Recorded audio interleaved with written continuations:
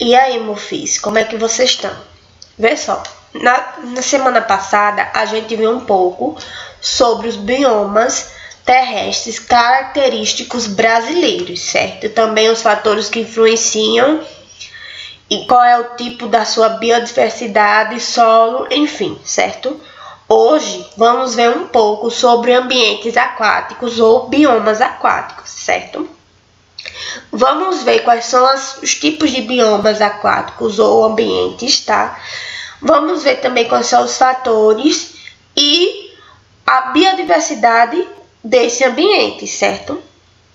Vejam só, apesar de que o conceito de bioma ter sido desenvolvido para o ambiente terrestre, alguns autores ou cientistas empregam esse termo também para o ambiente aquático, tá? Então, embora seja mais usada como equivalente aos biomas terrestres, a expressão zona de vida aquática também pode ser utilizada, tá, para os ambientes aquáticos, ou seja, é mais utilizado a expressão zona de vida aquática. Então, nesse caso, são assim considerados os rios, riachos, lagos, lagoas, zona oceânica, zona litorânea, tá? Os estuários, os recifes de corais, a zona abissal, entre diversos outros, tudo isso são zonas de vida aquática.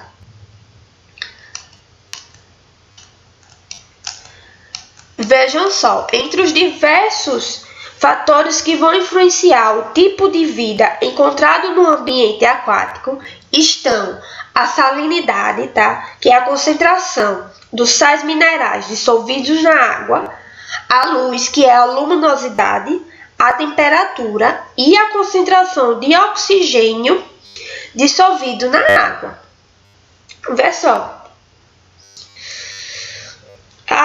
Como a água em si cobre 71% do globo terrestre, os oceanos e os mares formam o maior biociclo, tá? Esse gráfico que está aparecendo para vocês é a distribuição da água na Terra, levando em consideração a água salgada e a água doce, que vocês podem perceber aí que a composição, a distribuição da água salgada é maior do que a distribuição da água doce, certo? Então, na água, as condições climáticas estão menos sujeitas a mudanças. Então, por exemplo, a variação de temperatura ela é bem menor que no meio terrestre, por causa da circulação da água, tá certo? Que também contribui para a distribuição uniforme dos constituintes químicos desse biociclo, certo? A zona eufótica, ela é uma região bem iluminada que vai cerca de 200 metros de profundidade. Ela vai ser rica em seres autrotóficos, por exemplo, as algas, que realizam um processo de fotossíntese, tá certo?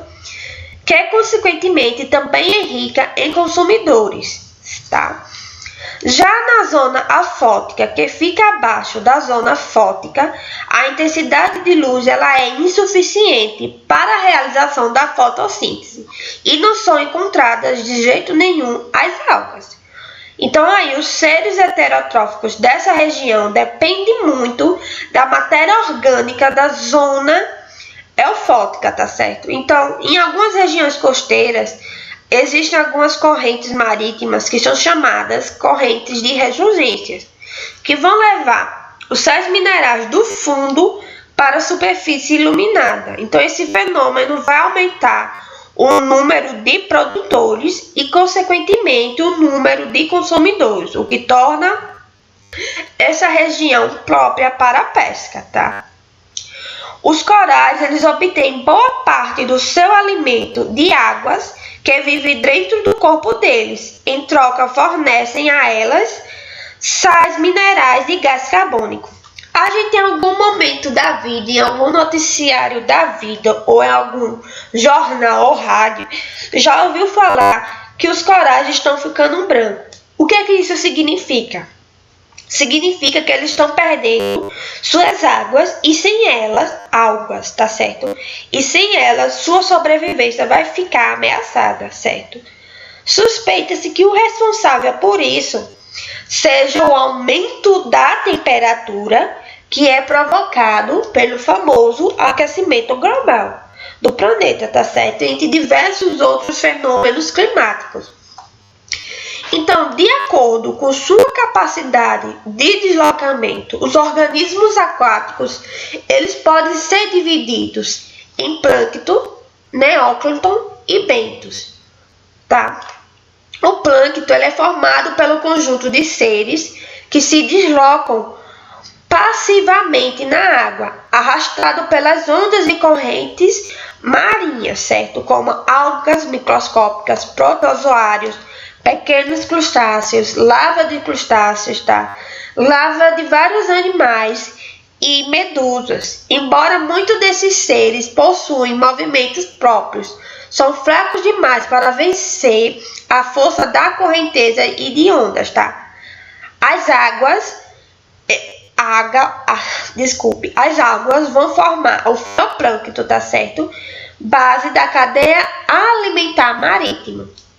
Os organismos heterotróficos formam o zooplâncton, certo? Então a gente pode ver que o plâncton pode ser subdividido em fitoplâncton, que tá, e zooplâncton, sendo que fitoplâncton são organismos fotosintetizantes, tá? E zooplâncton são organismos não fotosintetizantes, ou seja, são organismos heterotróficos, certo? Vamos lá para a segunda classificação dos organismos aquáticos, o nécton. O nécton ele vai incluir os seres com movimentos ativos, capazes de nadar e vencer fortes correntes, como peixes e os mamíferos aquáticos. Nessas duas imagens aí aparecem o golfinho e os tubarões. São exemplos de organismos aquáticos do tipo nécton, certo? Sim, voltando para a imagem anterior, eu esqueci de comentar para vocês. Essas duas imagens aí, a primeira são as algas microscópicas vistas a partir de um microscópio, certo? E o segundo são chamados de cópedos, certo? Que também está com a imagem bastante aumentada, vista por um microscópio, tá? Então vamos agora ver um pouquinho sobre os bentos. Bentos são formados por seres que vivem no leito do mar. Então alguns são fixos, como as águas macroscópicas, as esponjas, as ostras, as cacas e as anêmonas. Outras se movem pelo fundo, como a mais conhecida de todos os organismos, a estrela do mar, os caranguejos, os siris e os caramujos, tá? Então essa imagem aí está representando um dos diversos organismos aquáticos do tipo bentos, tá certo? Que é a famosa estrela do mar, ok? Então por hoje é só, eu agradeço e até a próxima.